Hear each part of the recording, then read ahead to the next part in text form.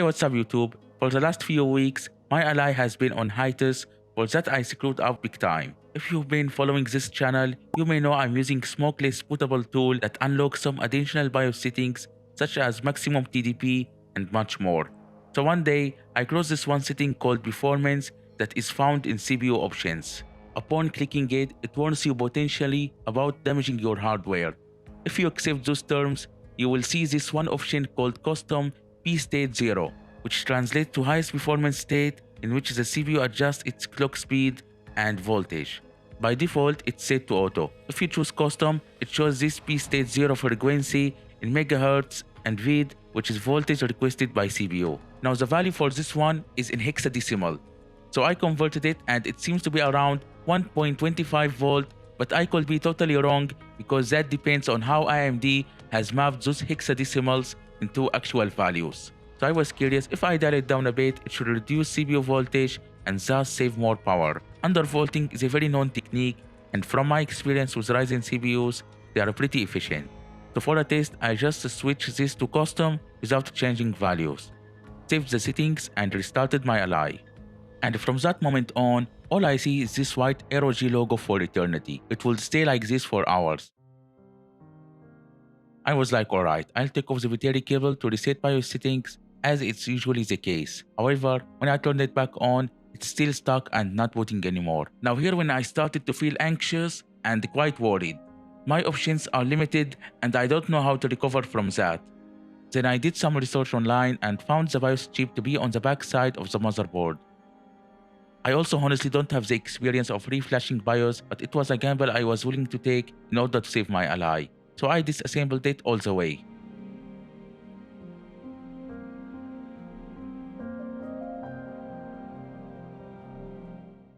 Funny though, when I lifted off the CPU heatsink, I actually laughed at my thermal paste application of some previous video. Then I finally got to BIOS chip. It goes all the way behind the board and it's made by WinBond. To reflash the BIOS, I got an AZP 2019 programmer. Originally, this would require desoldering the IC to place it right in the reader. But given my lack of experience in soldering stuff and the huge risk of damaging it further, they include in the box a clip wire which could read and write directly into ICs. A word of caution though, always ensure you connect all parts to the correct pins in order to avoid short circuiting. The instructions specify, for example, connect the pink wire to pin 1. So after installing the driver, I was ready to go. When I attached the clip to the IC, I ran into my first issue. The chip wasn't being detected. I made numerous adjustments, spending countless hours on it, but to no avail. Even connecting the ally to power, the chip still wasn't being detected. I then tried it with this included 1.8 volt adapter and the result was the same. Soon after, when I inspected the clip closely, I realized that the plastic part of the clip was hindering the pins from making proper contact with the IC. So I cut off that part of the plastic to make pins longer, and I used a small pebble to adjust it to the weights of the IC.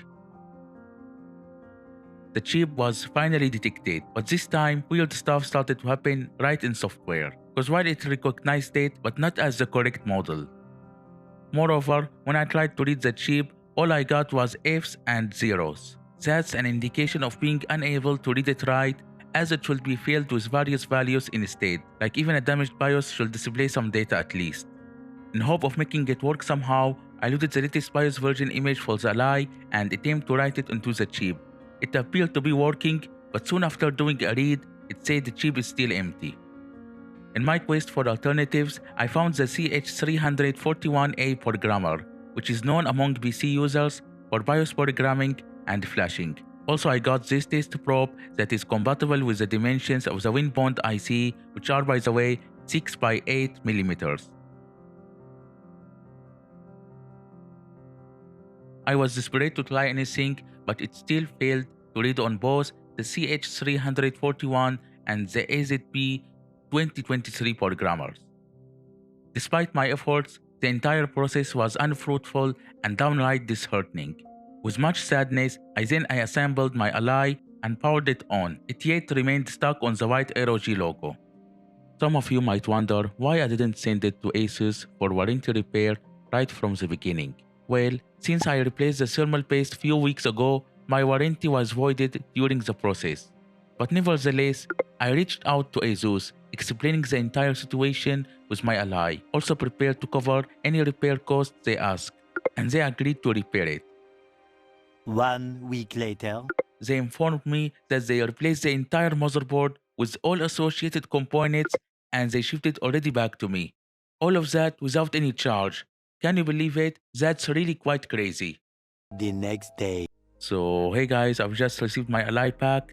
I'm really excited. Let's open it up.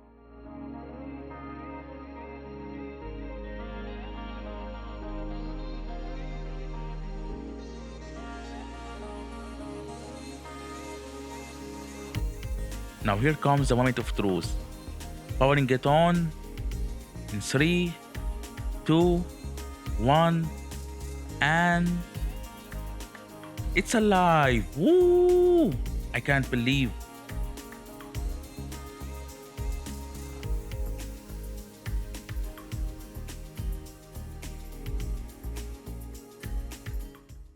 Now guys, I know some of you may have had issues with ASUS, but they changed the entire motherboard of my Ally free of charge despite my warranty being voided. Their exceptional service has left an undeniable mark on me. Looking at the old motherboard and the new one side by side, there are marks that shows it was changed entirely after all. Also they stated of doing a clean up, and it's true. Like the analog sticks you can see here, they look as brand new. They had some dust and they cleaned it up. So my takeaway from this saga, refrain from tweaking settings such as P0 state on your Ally. I've also shared this video to let others know that ASUS is genuinely supportive at times, even when you are like me unaware of the mess you caused. So now what's next? I'll continue making Ally content, albeit more cautiously. I really hope you found this video fun and useful. If you enjoyed it, please subscribe to support the channel. Also, if you have questions, write them in the comments below and I'll answer all of them. See you in the next one.